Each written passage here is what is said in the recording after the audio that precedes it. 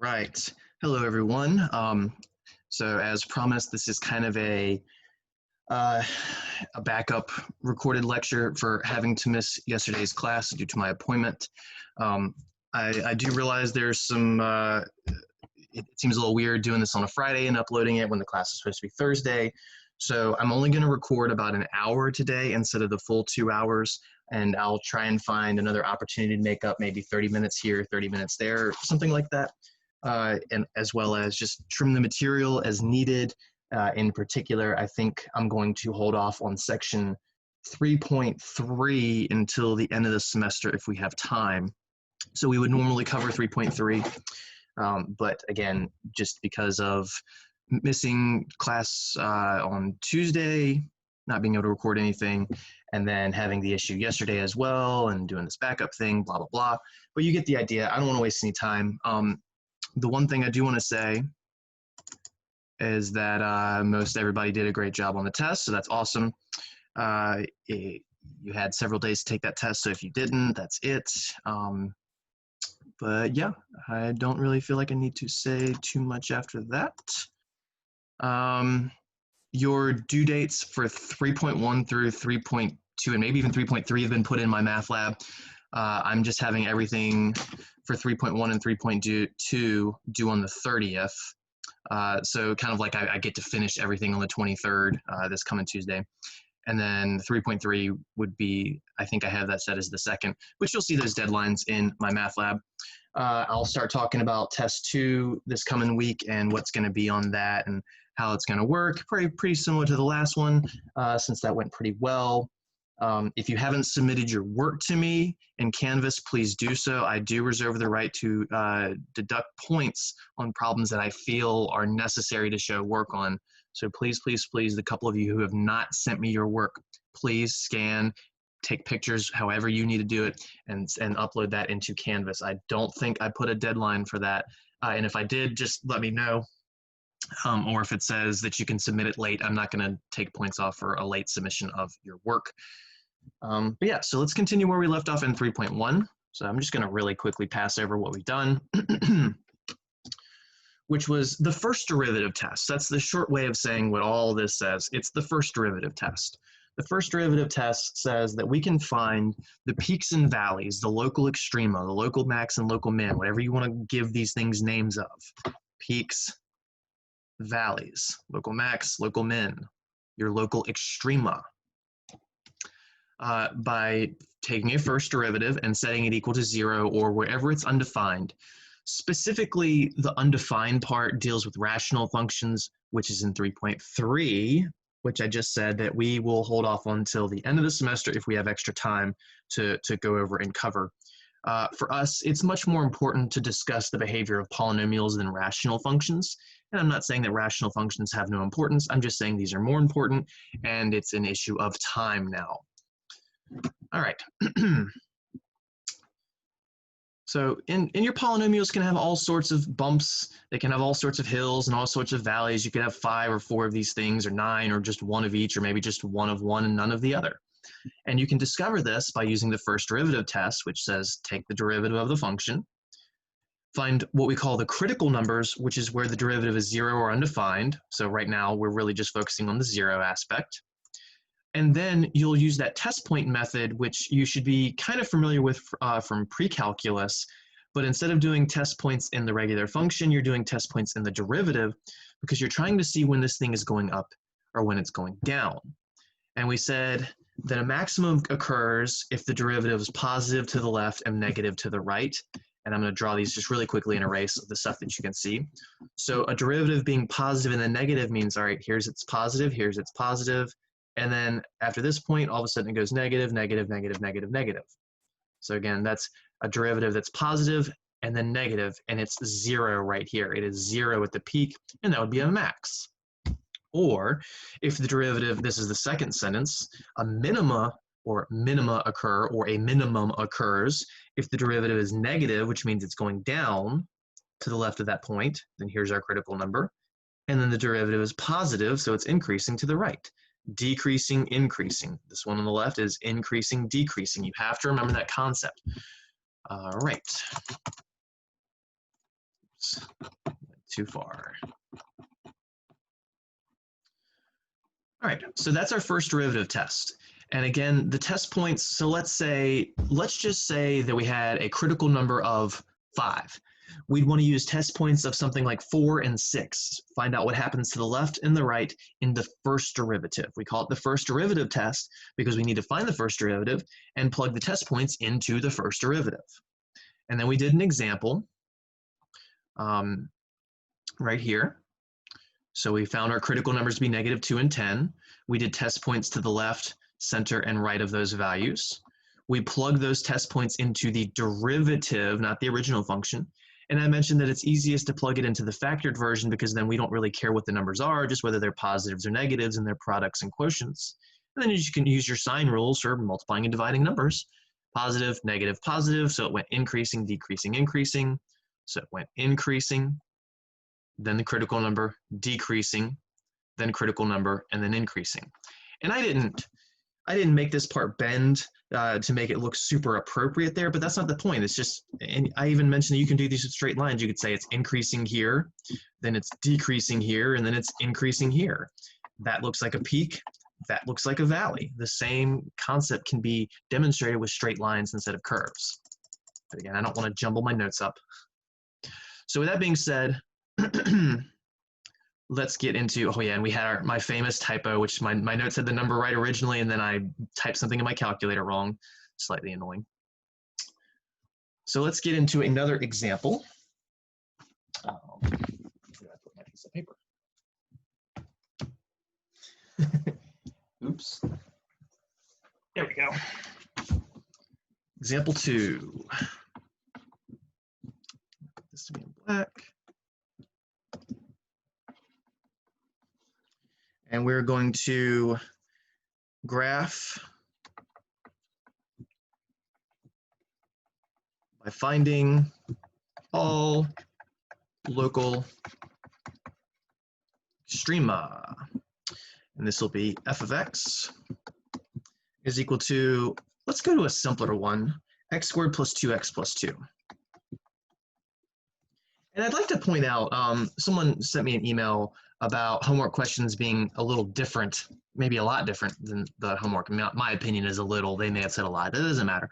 I don't do every single aspect of what you'll see in the homework in our notes. That's how college math classes work. We're supposed to learn the basics and then try and expand upon things just a little bit. And you will see that in 3.1's homework, you'll see that in 3.2's homework, and you'll see that pretty continual moving forward. But as you notice, my test questions are much more similar to the notes. And in the homework, you still find questions that are similar to the notes, but you'll get some more conceptual questions like, here's the graph of the derivative.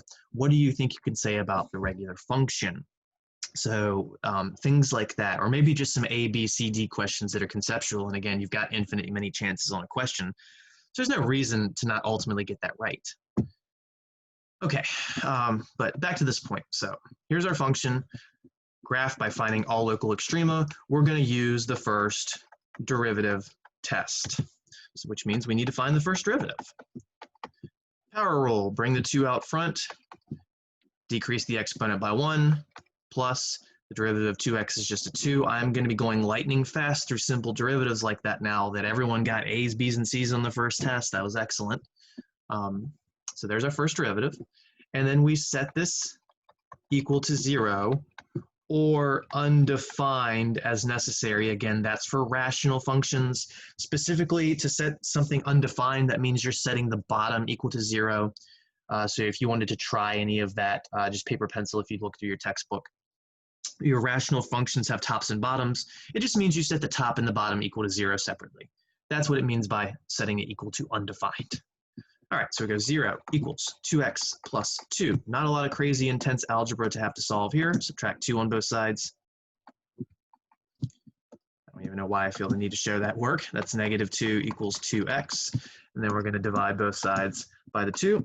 And we will get -1 is equal to x. And that's our critical number. Remember, we call critical numbers the values we get from setting the first derivative equal to 0, or where it's undefined, which is when its bottom is 0. Once we have this, and it's only one critical number, the last example had 2. You can have 1 or 5 or 19 critical numbers. It just makes the test points, a little more involved if you've got 19 of them instead of 1 or 2. And generally, it's just 1 or 2 or 3. So let's, over here, set up our number line. And let's just have the -1 be in the center. This will be our critical number. And then let's do our test points to the left and right of that. So a number to the left of -1, well, -2 is the smallest whole number to the left of that, so that's what I'll use. And then a number to the right of -1, I like 0 whenever I can use it, and 0 is to the right of -1. These are not the only 2 test points that could work. I could use -3 and 1,000,000. I could use -5.2 and 1.7. You shouldn't use decimals in my opinion if you don't have to, but you could. So we're going to plug these into the first derivative.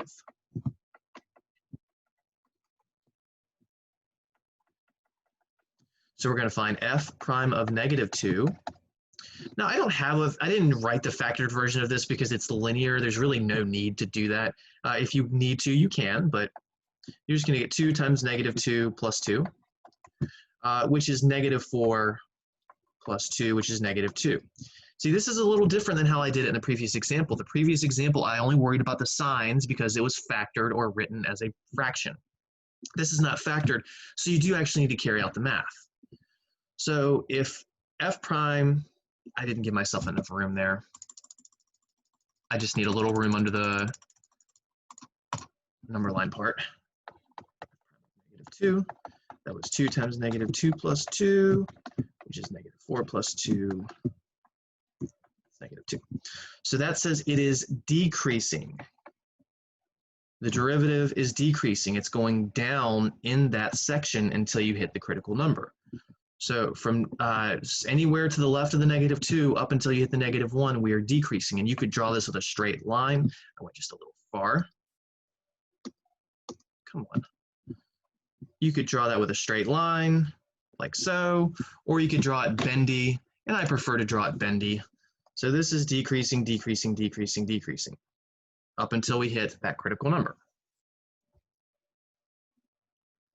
Then we're going to do f prime of 0, which is 2 times 0 plus 2, which is 0 plus 2, and that's +2. Therefore, it is increasing. So in that section, it's going up as we move right. Now, again, the critical number is the barrier where we change from decreasing to increasing or vice versa, or whatever might happen. So to the right of the -1, we're increasing. You don't have to draw it continued from there. You can draw it however you like. Just do this. So we're decreasing and then increasing. And if you just drew those 2 shapes together, decreasing and then increasing, or if you draw it with the straight lines, and I don't want to draw it next to that part. So again, here is your -1. That means we're going decreasing, and then we're going increasing. So the -1 has to be a relative min, because we went down then up. If we went increasing then decreasing, that means the critical number would have to be a relative max. That's not what happened though, so I'm going to erase it. It is a very easy series of pictures to draw to find out whether it's a max or min. You had that very detailed written out, oh, if it's positive on the left and negative on the right, then it's a maximum. And that works, but I just think that the pictures are worth 1,000 words. So I always draw those little pictures each time.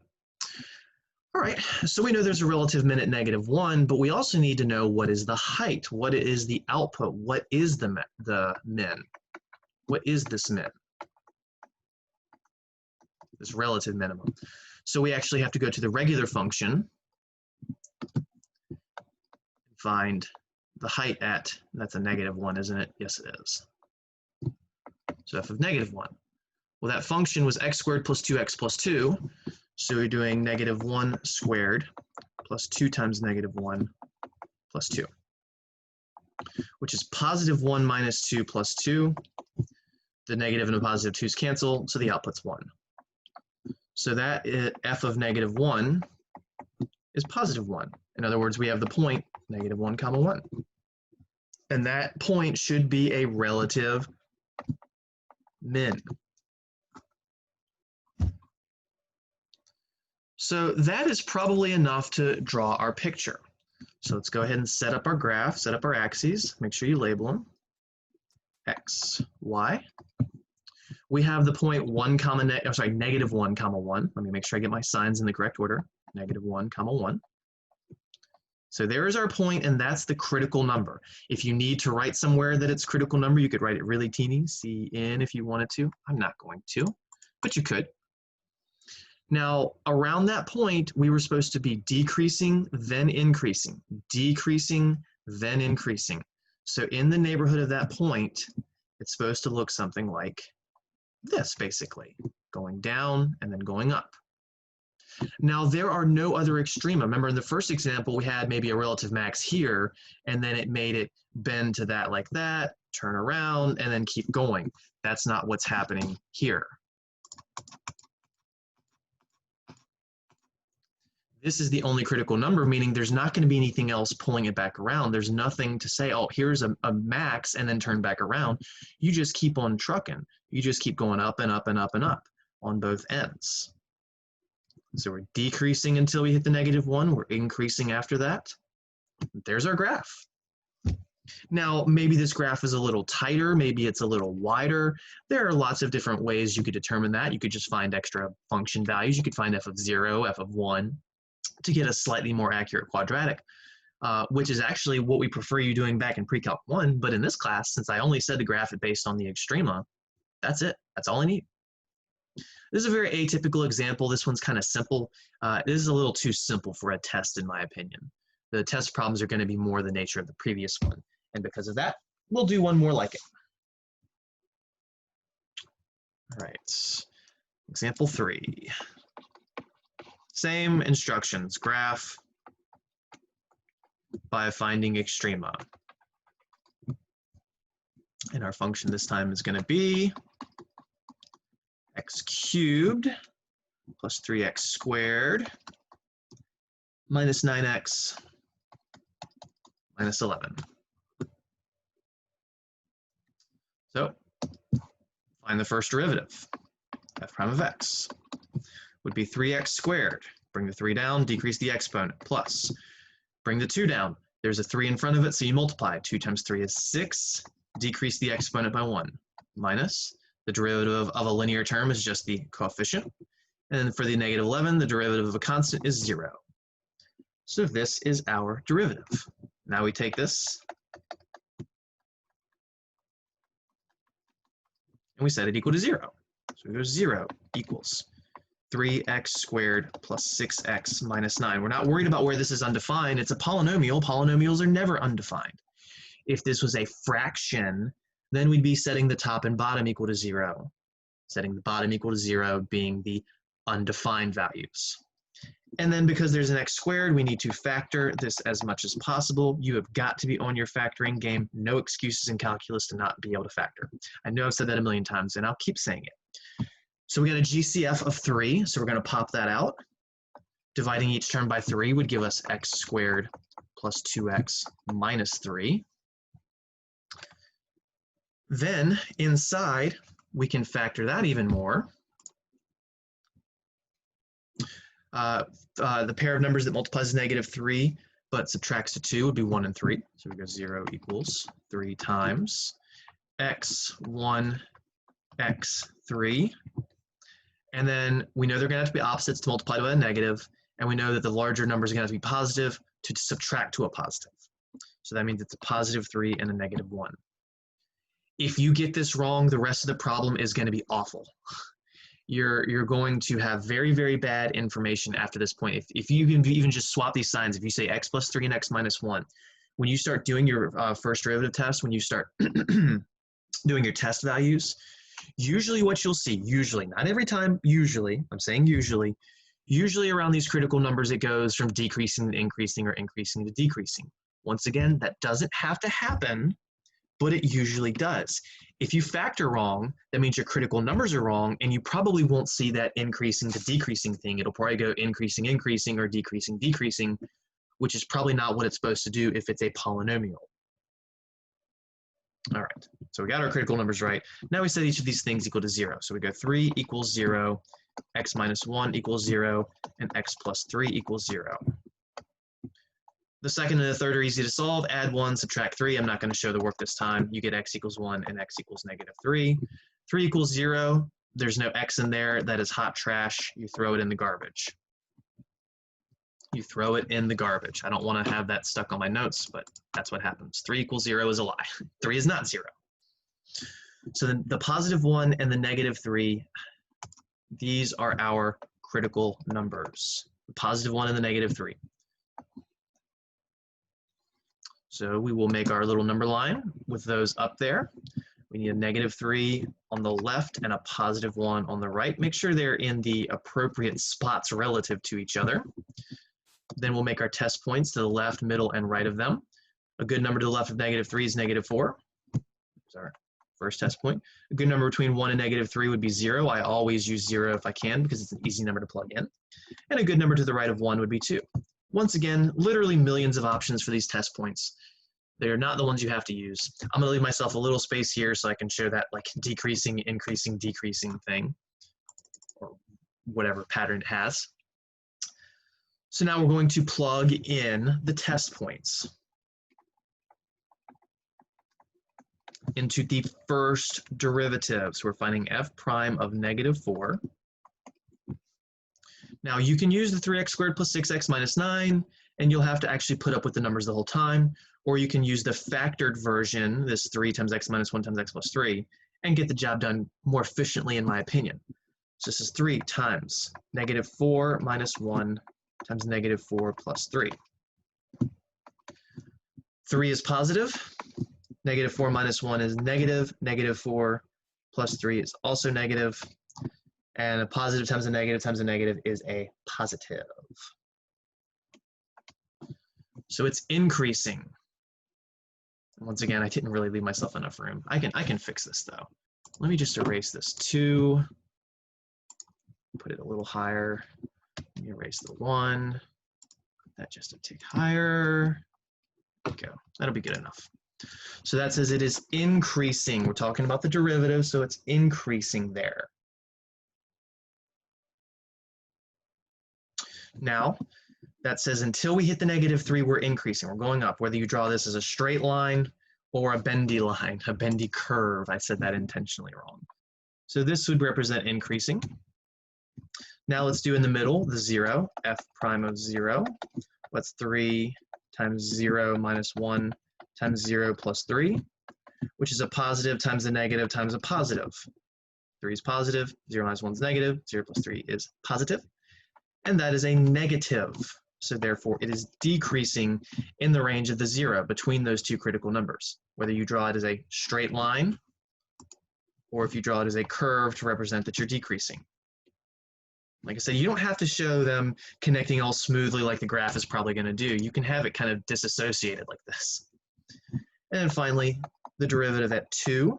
So that's 3 times 2 minus 1 times 2 plus 3, which is positive, positive, positive, therefore increasing. So we're back to either, again, from 1 on, straight line pointing up, or a bendy curve pointing up.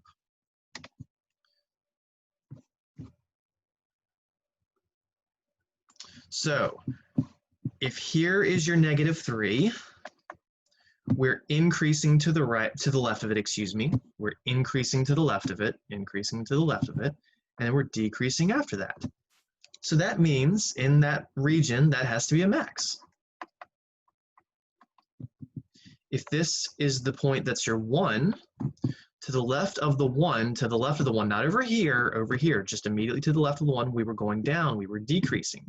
So we're decreasing until we hit the 1, and then after the 1, we're going up, we're increasing. So we're going up, meaning this has to be a relative min. Again, I didn't have to memorize the whole decreasing, increasing aspect. I just drew the picture. I said, oh, okay, we're going up to the left, we're going down to the right. Clearly, that's a max. We're going down to the left, up to the right. Clearly, that is a min. I am telling you that picture makes things so much easier than memorizing just plain Jane text. Oh, if it's increasing to the left and decreasing to the right, it's a max. The picture says it better. Well, now that we know what type of extrema they are, we still need to know their function values. So now we need to go back to the original function, the x cubed plus 3x squared minus 9x minus 11, and actually find the outputs. So let's find f of the negative 3. So that is negative 3 cubed plus 3 times negative 3 squared minus 9 times negative 3 minus 11. Let me make sure I have all that right since the function's not on the screen. Yes, okay, that's good. The negative 3 cubed is negative 27. Watch your signs with arithmetic like this. The negative 3 squared is positive 9, but then times that other 3 is a plus 27. This negative 9 times negative 3 is a other positive 27. And then the minus 11. The first 27 positive and negative will cancel. 27 minus 11 is 16. So f of negative 3 is equal to 16. So the point is negative 3 comma 16. That is our relative max.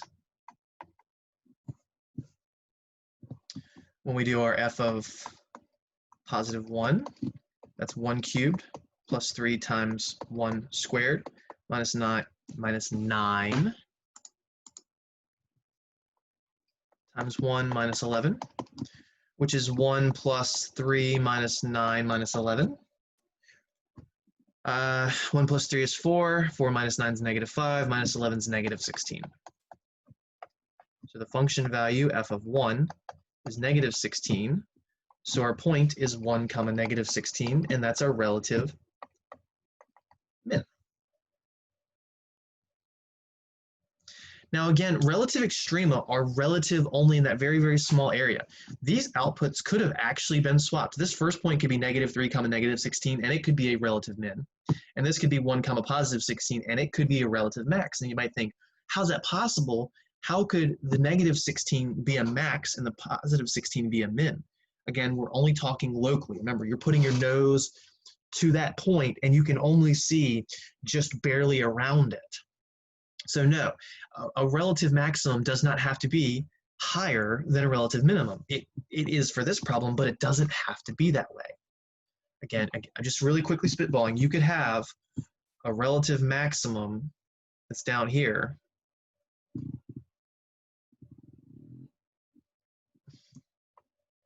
Here's a relative max. Here's a relative min. This relative min has got a much larger value, maybe positive 16, than this relative max that's maybe negative 16. Again, this is just saying in general, this is not the graph of the picture we're about to make. All right, so we got our 2 points. We know what type of extrema they are. That should be good enough to get the job done.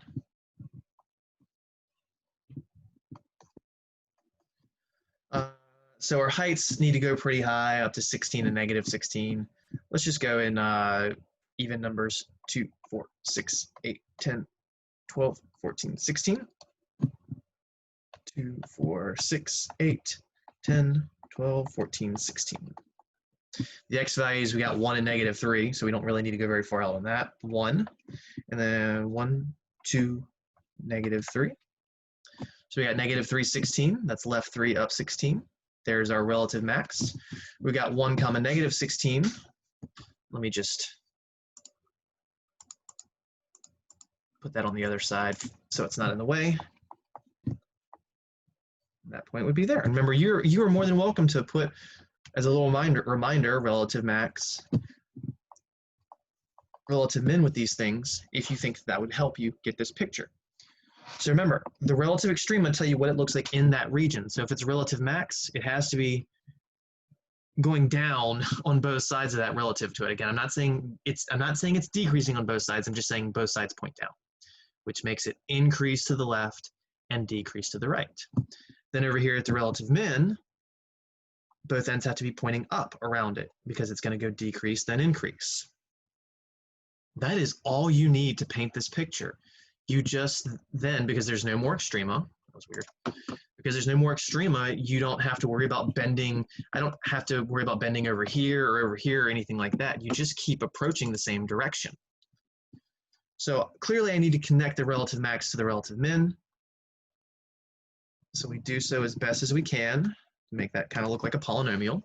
If you wanted to erase the original bends if they're too wide or too narrow, you can. You don't have to use that. I could have started from scratch. And then to the left and the right of it, just keep trucking in the same directions they're pointing. So keep going down, down, down, down, down, down, down, down, down. And to the right of that relative min, just keep going up, up, up, up, up, up, up, up, up. And that's all I need in a calculus class. Yes, it is possible for some functions to then find these zeros analytically. But quite often when we're dealing with a calculus style function, they're built so that the derivatives are easy to find the zeros, which tends to make the original function complicated to find its zeros. It's very hard to make a function easy to find rational zeros for the function and its derivative. Usually you only get one or the other. And that's why we tend not to focus on finding exactly what these x-intercepts are. You could certainly confirm them with a calculator after the fact that you've done this, but this is something you're supposed to be able to do by hand. I did not use a calculator at all for this. If I did, I would have a much more accurate depiction of the graph. And when you're working on your homework, I would suggest doing that. Pull out a calculator. If I haven't mentioned, I know I have mentioned this, it just may have been a while, you can download a TI-83 for free. Just Google TI-83 app. That's what I use sometimes in class.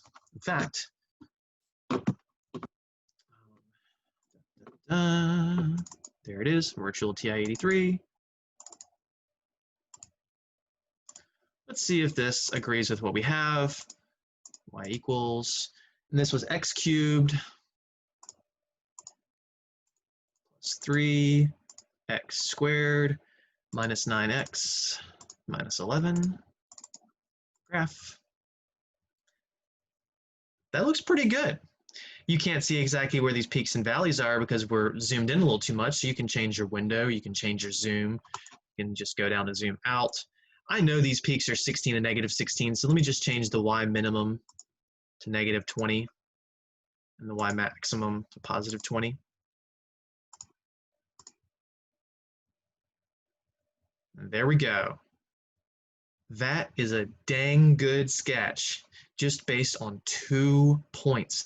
Now there are other things you can use to confirm this. You can use the end behavior as I mentioned, because the leading term here is an x cubed, it's a positive x cubed, that says the left end should go down and the right end should go up. That's exactly what happened.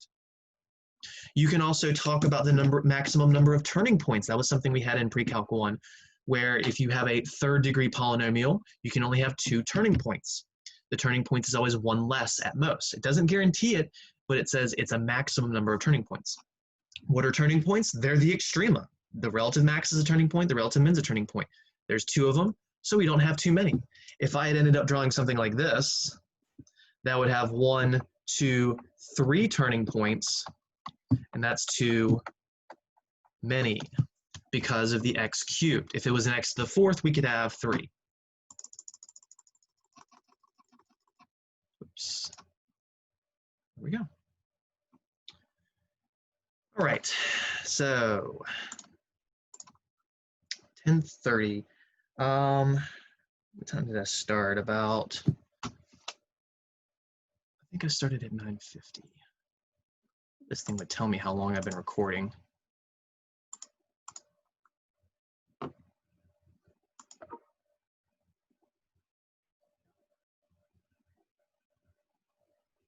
I guess not. Okay, doesn't matter. That's 3.1. Are there some more things that we could go into in that section? Sure. Again, like I said, the main thing being dealing with the rational functions.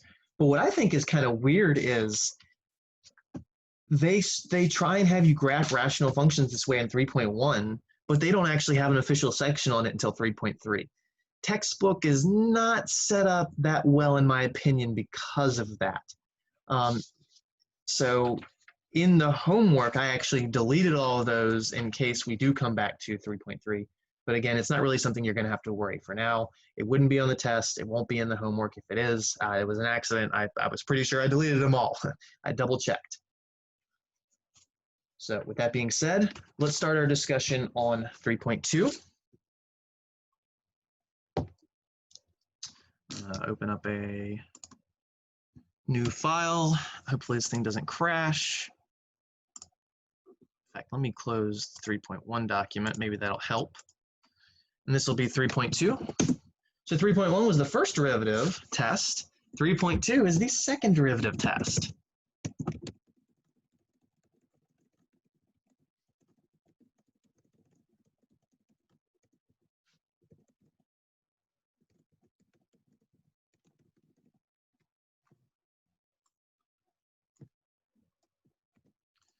Using second derivatives to classify maximum and minimum values, and then sketching graphs.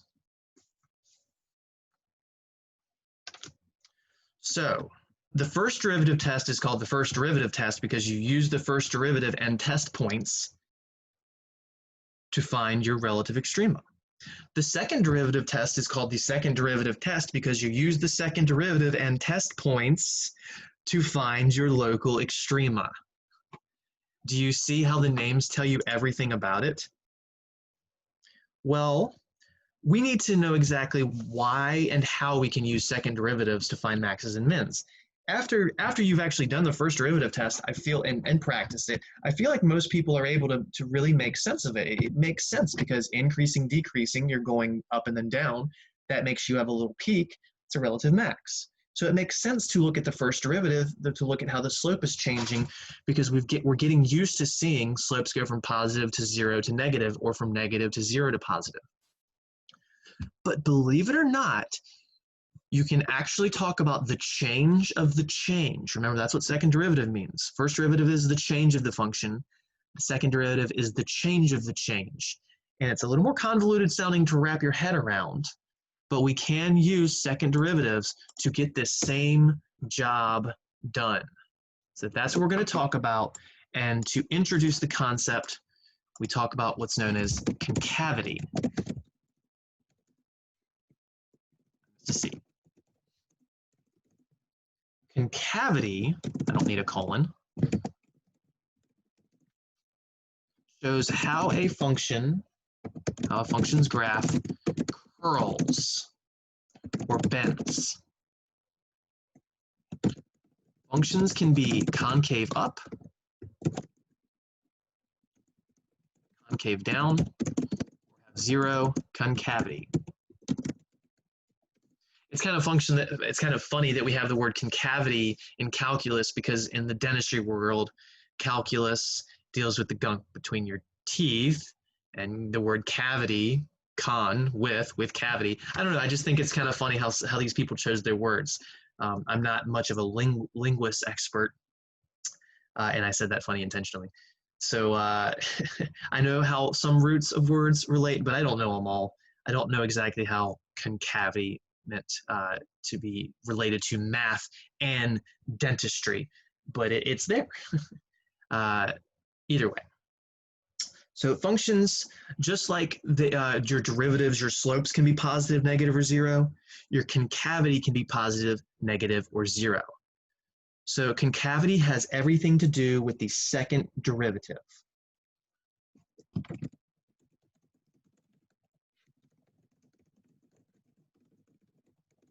Similar to how slope has everything to do with the first derivative. So when our slope was positive, our derivative was positive. When our slope was negative, the derivative was negative. When our slope was 0, the derivative was 0. Remember, that related to the tangent lines at each individual point along curves. So if your second derivative is positive, it's concave up. If your second derivative is negative, it's concave down. And if it's 0, then it has a 0 concavity and can be a special point. All right, so in particular, when a function has 0 concavity, it can be known as an inflection point.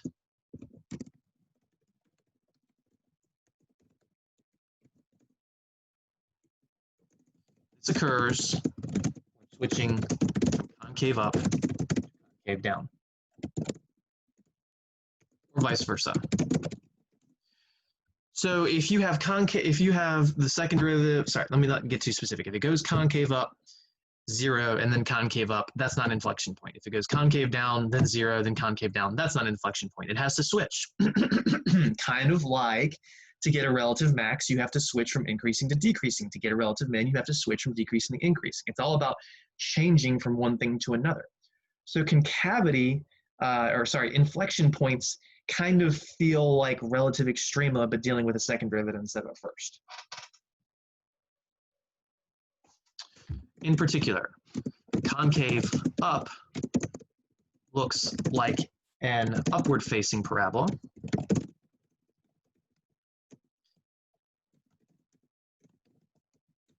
Concave down looks like a downward-facing parabola. In the regions, again, in those little regions, it doesn't say the function's concave up everywhere. We're only talking about a local region. It could be everywhere, but we're only talking about in local regions.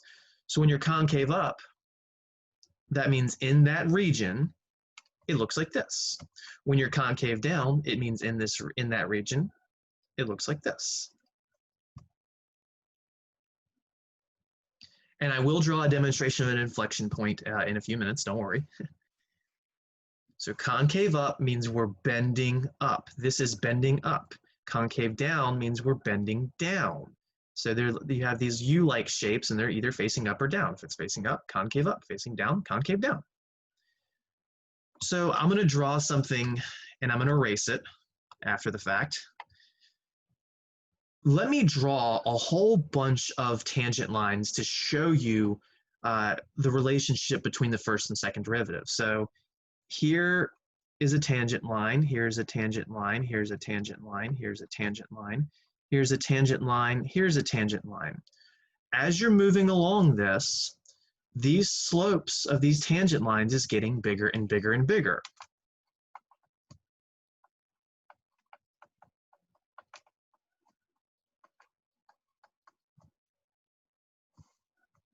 This number right here might be -4. This might be -3. This might be -1. This is 0. Then +1, +3, +10, +1,000,000 as you keep going and going and going. So when your derivative is getting bigger and bigger and bigger, that's what leads to being concave up. It's not saying the derivative is positive because over here it's negative. It's negative, it's negative. Then it's 0, then positive, positive, positive. All we're saying is that the derivative is constantly increasing. F prime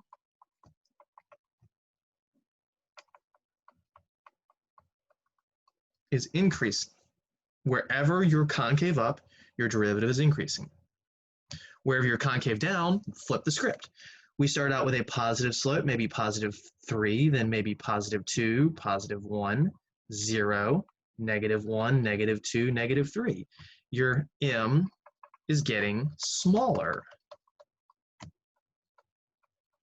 Again, we went from like +3, +2, +1, 0, -1, -2, -3. That says that your derivative is decreasing.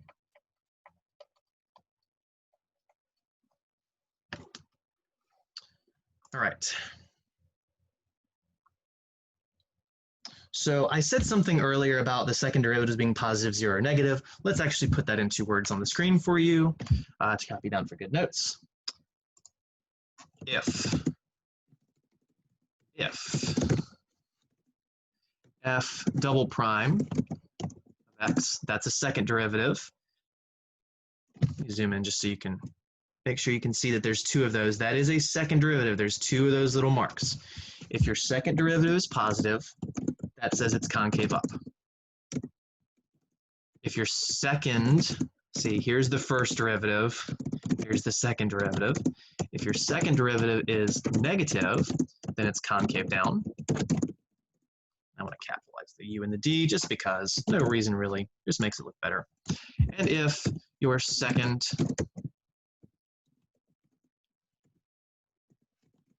derivative is exactly 0 at a point, and switches concavity, it's concave up on the left and down on the right or vice versa, and it's an inflection point.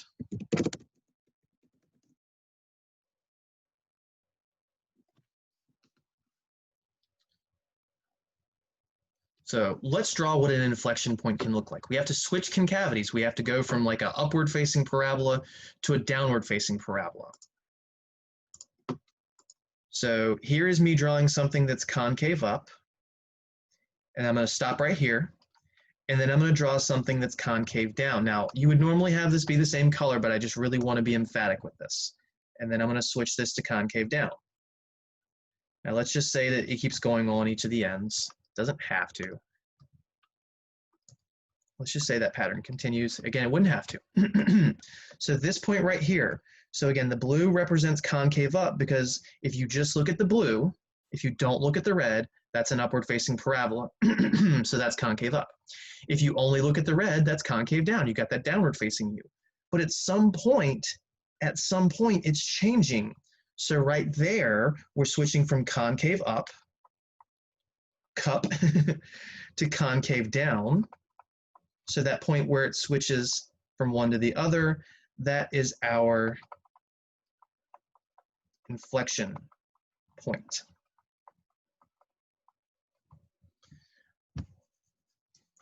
Up to C down, or vice versa, if it had gone from concave down to concave up. If we'd gone concave down, then at some point, we switch to concave up.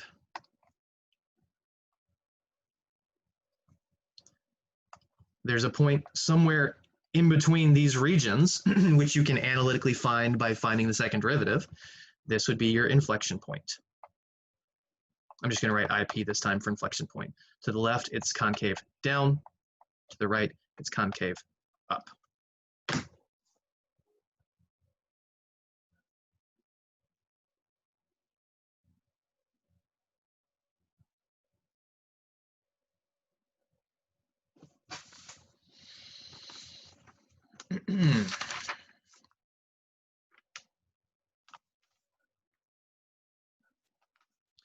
So the title of this was Using Second Derivatives to Classify Maximum and Minimums. All we've talked about really in detail is concavity here. And I'm not even going to do, yes, I will. I want to save the second derivative test since I only have, in my opinion, like 6 or 7 minutes left to talk. Since I said I'd keep it in an hour.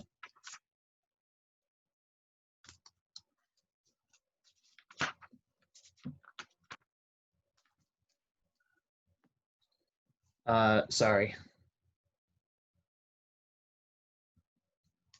Okay, so let's find an inflection point. Let's do one example.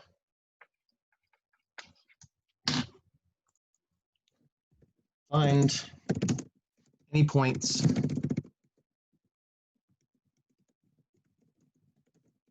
of inflection, aka inflection points. I'm actually stealing this from the textbook. This is example 3A. I'm missing a page of my notes, and I don't want to spend 5 minutes digging it out. I think it's just in the folder somewhere. It must have gotten deorganized. We're going to go x cubed plus 3x squared minus 9x minus 13. Really, really similar to one of the ones we did last section.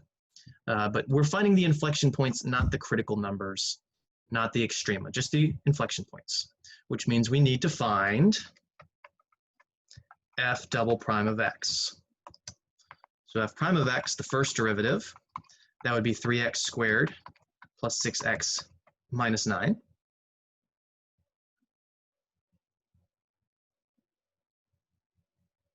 Now, if we were finding extrema in the last section, we'd be setting this equal to 0 because we wanted critical numbers. I don't want the critical numbers right now. I will later, when we do the second derivative test in the next lecture. But for now, we're supposed to find the second derivative. We're only talking about inflection points here. The derivative of 3x squared would be 6x. The derivative of plus 6x would be plus 6. The derivative of 9 is 0, just like the derivative of 13 is 0. Now we're supposed to be finding inflection points, so we set this equal to 0. We just said that inflection points occur when the second derivative is 0 and it switches concavity. So not only are we going to have to find where the x value is that makes this 0, we're going to have to do test points to see what happens to the left and to the right to see whether it switches or not. This is super easy to solve when you get 0 equals 6x plus 6. Subtract 6 on both sides, you get negative 6 equals 6x. Divide both sides by 6, and you get negative 1 equals x. So this is our potential inflection point. It's possible.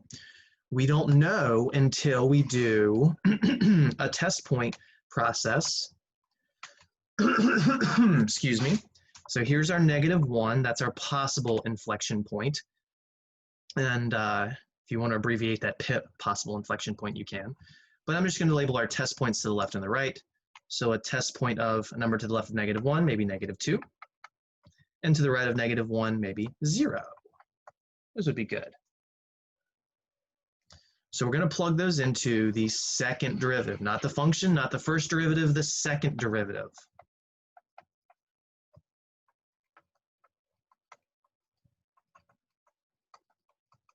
Because we're checking concavity. All right, so f double prime of negative 2, that's just 6x plus 6. So 6 times negative 2 plus 6, that's negative 12 plus 6, which is negative 6. Therefore, it's concave down. So in that region, in this negative 2 region, it should be a downward facing parabola. And once again, I did not give myself enough room.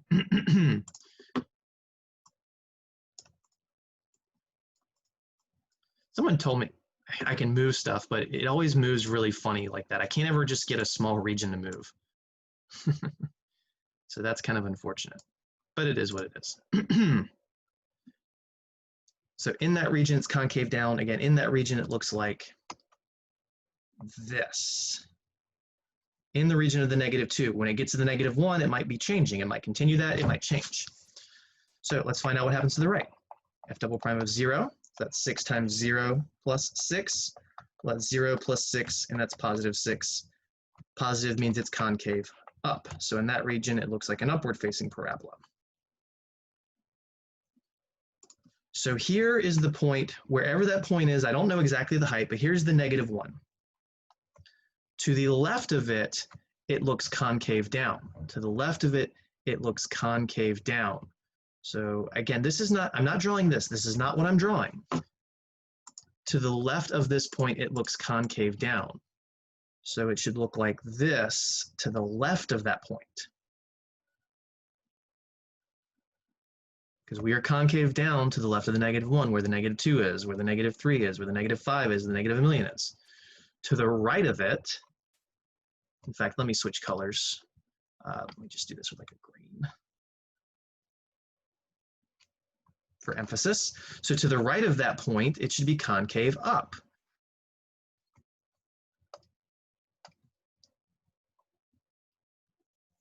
So it went from concave down to concave up. It switched, therefore, negative 1 is an inflection point.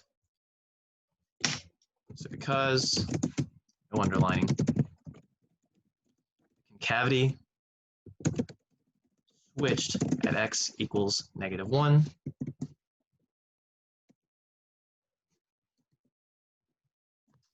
It's an inflection point. I'm just going to abbreviate it because I'm going to run out of room. Because the concavity switched at x equals negative 1, it is an inflection point because the second derivative was 0 there, as well as it switched concavity. I didn't actually have to draw this image to see that. It went from concave down on the left to concave up on the right because you see these are two different things. That was good enough. This picture was just, again, giving you better an idea of what it would look like. In fact, you can draw some ideas about some extrema here, some relative extrema, and whether they'd be relative maxes or relative mins, just based on the concavity. And that's what we'll talk about next class. But we're going to go ahead and call it there at about, like I said, I only want to keep this at about an hour. So I hope everyone watches this before Tuesday's lecture. I know today's a holiday, so I'm not saying anyone has to watch it today, but you do have Saturday, Sunday, and Monday. So please, please, please watch this lecture. And I know I'm begging the question by saying that at the end of the lecture, you might not even be watching. But like I said, I'm about to email everybody, tell everybody that this is going on YouTube. Again, it doesn't have to be watched today. Watch it whenever. The point of this conversation is moot. I don't know why I keep having it. Besides that, have a good one. We will continue right where we left off on Tuesday's lecture at 11 a.m. you have any questions, please email me. Please go ahead and start checking out the homework in 3.1. Good job on the tests. Those of you who took it, like I said, I don't think anybody failed it, which is excellent. I can't ask for any more out of a calculus class. Maybe I need to make the test harder next time. All right. Have a good one. Have a good weekend. Work hard. Put in your time. Let's keep on trucking through this and get it done.